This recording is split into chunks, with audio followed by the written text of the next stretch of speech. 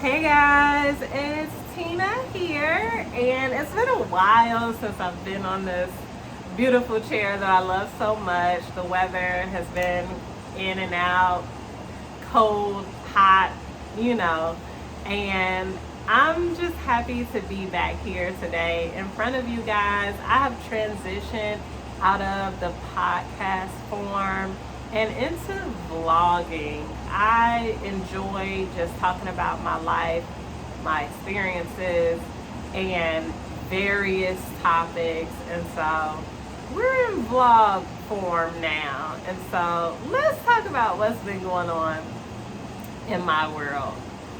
And so I know it's actually we're still in Vlogtober.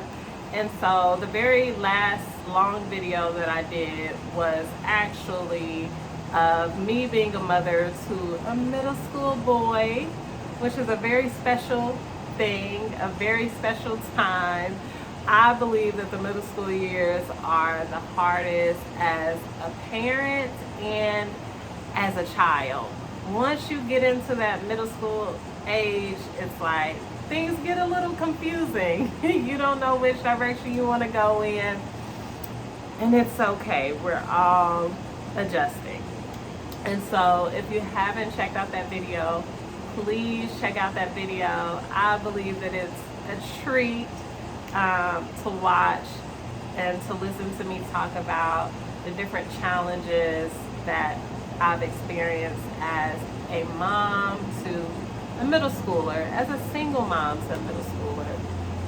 I've actually relied on some pretty significant people in my life to assist me with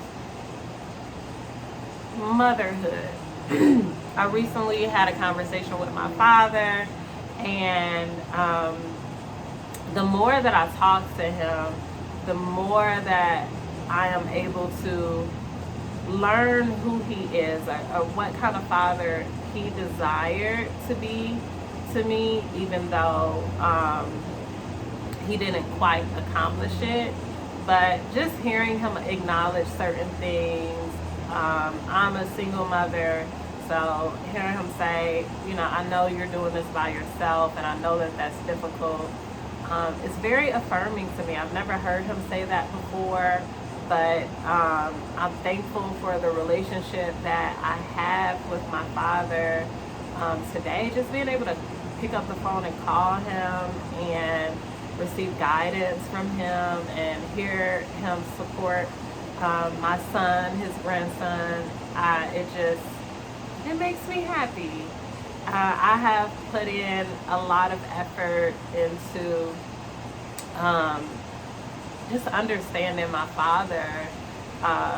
He's always been in my life. That's one thing that I will say. My father has always been in my life. He's never been absent, but in the capacity that he has been in my life, he has never been like that parent, father figure, who I would look to as a father. He's never really filled that role, but he's always been in my life. My grandmother raised me, which is his mother, and so he's always been a part of my life. And I will always love him for who he is, who I know him to be. I love that he is 100% an athlete. He loves sports. He goes to play golf, he bowls, he plays basketball, he plays baseball, still at his current age. And I love all the things that I have learned about him. It was a time a couple of years ago that I had a 2 hour, it was like a 2.5 hour conversation with him over the phone. And I just asked him so many questions about his life, about how him and my mom met. Those of you that don't know, my dad has struggled with drug addiction for a majority of his life, which is no longer, at this current time, no longer battling with that addiction. He is in a very healthy place, but he has struggled with addiction for the majority of my life. And so that is an era that I have experienced being a child to a parent that does struggle with drug addiction. Actually, both of my parents struggled with drug addiction, and for my mother, unfortunately, she lost her life at a very young age due to drug addiction.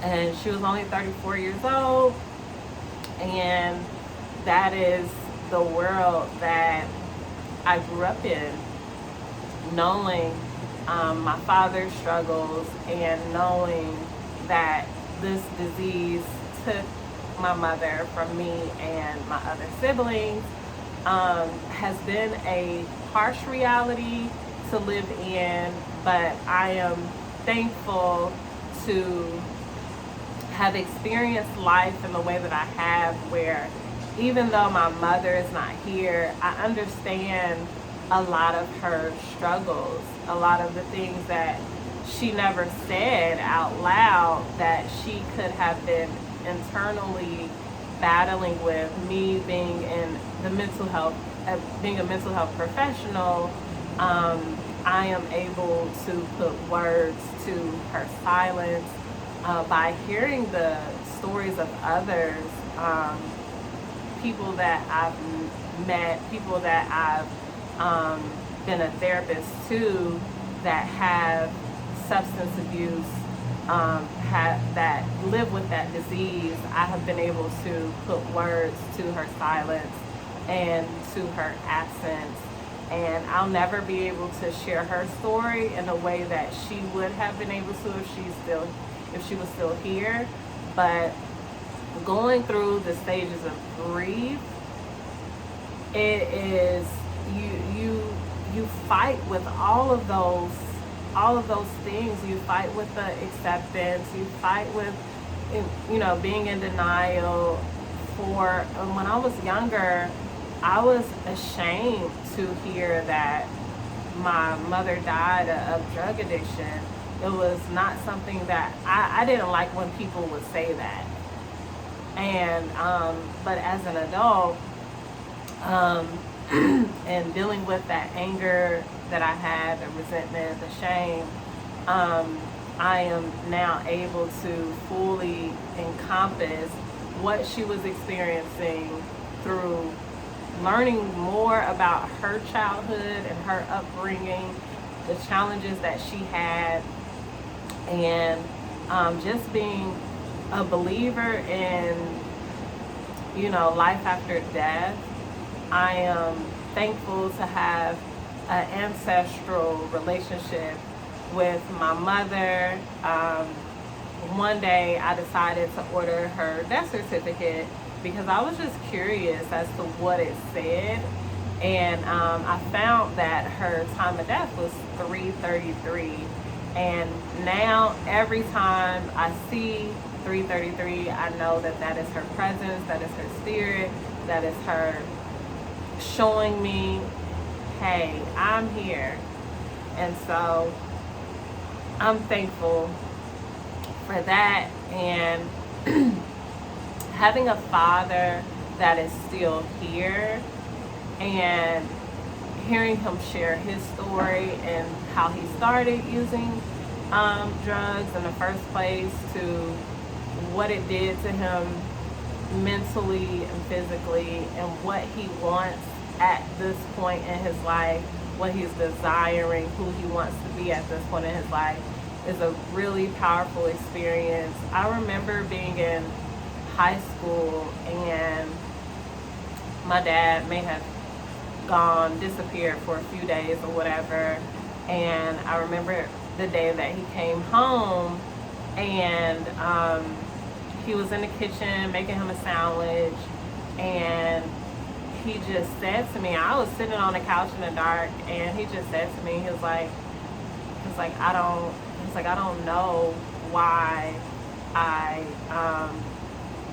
continue to do drugs, and a lot of times it's just because I want to get away. And I remember him saying that to me, and it was just a small glimpse into what he was experiencing and what he was feeling. He had never talked to me about his addiction, had never even acknowledged that he had an addiction until that point when I was in high school. It's the first time that he opened up to me about it, which I'm very thankful. And so, being a daughter to two parents that struggled with drug addiction has been a very unique experience. You know, growing up, there's always these little jokes that people would say, like calling people a crack baby and stuff like that. As an adult, like as a child, you never, we thought it was funny that people would say something. Nobody has ever called me that, but just looking back into the jokes that we share with others, is like, wow, this is some people's reality, that they were born into the world of drugs, and now they have to learn how to manage it and deal with it. And knowing that both of my parents struggled with addiction, I vowed to never use drugs. And so I remember my sister would say, because I would talk about people that smoked and all that. She's like, that's okay. Once you get into your mid-20s, you'll be smoking or whatever. And I'm like, I am now 33 and I'm not a smoker. But I understand life stressors, and this is going to be a very funny but not funny story. When I first got to Atlanta, and this wasn't when I first got to Atlanta, this was probably a few months into me being into Atlanta, about 6 months into me, my new life in Atlanta, and things were really, really hard at this point. I was figuring out my living situation, all of that, and I remember sitting in my car trying to decide which way I was going to go. And I was on the phone with my sister, and I just remember being in tears and just being frustrated with myself, frustrated with my decisions, like, oh, was I really supposed to come here? It's not working out, all that, whatever. And I stopped and I started laughing. I was like, you know why this is so hard? Why I feel the way that I feel? It's because I don't do drugs. And I just started laughing because, drugs is a form of escapism. And as far as my experiences go, I have felt every single experience on a very deep and intimate level. I have felt every single emotion. Numbing my emotions was never a thing that I've ever done. And so whatever that time frame that I was going through, that it was really hard. And it was just one of those jokes that I said out loud, because I often make fun of myself and what I'm experiencing in my head, but I don't often say those things out loud. But being able to openly talk about my experience I have chosen the mental health field based on my life's experiences. But even with making that decision, I am now in a place where I am freeing myself from holding on to other people's emotions, other people's experiences, and embracing life in the way that it is right now, in this moment, knowing that I can accomplish whatever I put my mind to, regardless of what I have experienced in my life, regardless of where I come from.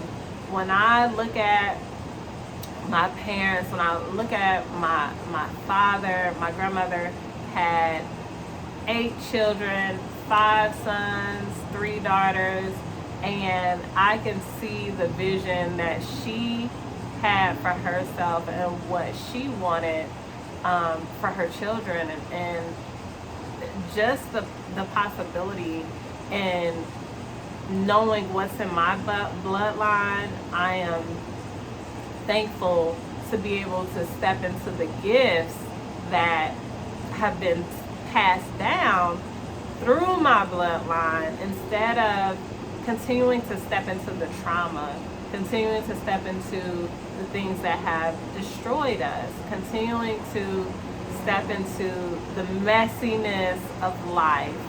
I am now embracing the gifts of life, and all the possibilities of being successful.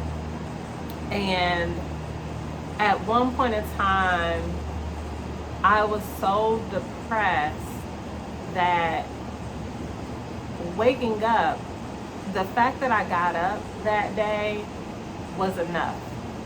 That was all the effort that I had to put in on a daily basis was, I opened my eyes today. And that is a very difficult place to be in, knowing all of the potential that I have, all of the gifts that I have, all of the talent and skill that I have, and being so low where the most effort that I could put into life for the day was opening my eyes, was a very hard place to be in. So now I am thankful to be in a place where I know who I am. That has been an affirmation of mine for the past couple of weeks. I know who I am. And if you understand the chakra system, I know is here, and I am is at your base. So I know is at the top, and I am is at the bottom. And so I have been saying a lot, I know who I am, because I have taken on so much of the identity of others' expectations. Not even the identity of others, but the identity of others' expectations, that it has taken away from how I am meant to exist in this world. And I'm thankful to finally be in this place where I said to myself, this time around, once I fully build myself back up, there is nothing in this world that can force me to experience life in a way that it will knock me down and cause me to have to go through this transformation, deep, dark transformation all over again. I am no longer in that place where I am building out of the mud. My foundation is done. My foundation is done. I know who I am, and there is nothing and no one that can make me go through an experience that really breaks me down lower than I should be. I am 33 years old, and I have entered into a new era in my life, gone through so much that now I am thankful. This smile, this smile, I am so thankful for being able to smile in the way that I do, wake up and get my day started in the way that I do, regardless of what is happening in my life.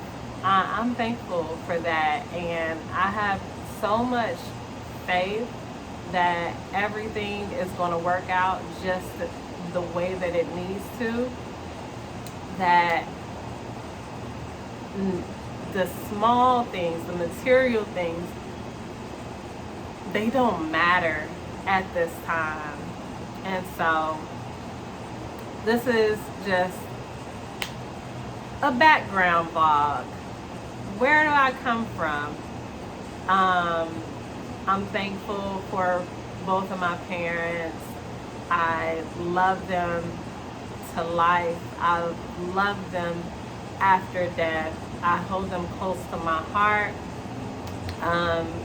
I talk to my son on a regular basis, and last night I asked him a question.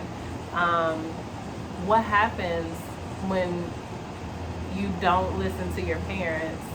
I was like, do you know what happens when you don't listen to your parents? And he was like, yeah. And I was like, what happens? I was just curious as to what he would say. And he was like, you start to make bad decisions. And I patted myself on the back for my son understanding that about life, why it is important to honor your parents in that way. And so I'm thankful for mine. I am thankful for where I come from, and I encourage you to share your story the same as I have shared my story today. I thank you for tuning in, and I'm looking forward to, hopefully I can pop out on my Papasan chair more often, for a little longer, before winter sets in. They say that it's going to be the coldest winter ever. But thankful to be here today. Thank you for listening. I love you guys, and continue to like, comment, subscribe, share with your friends, and I'll see you guys again.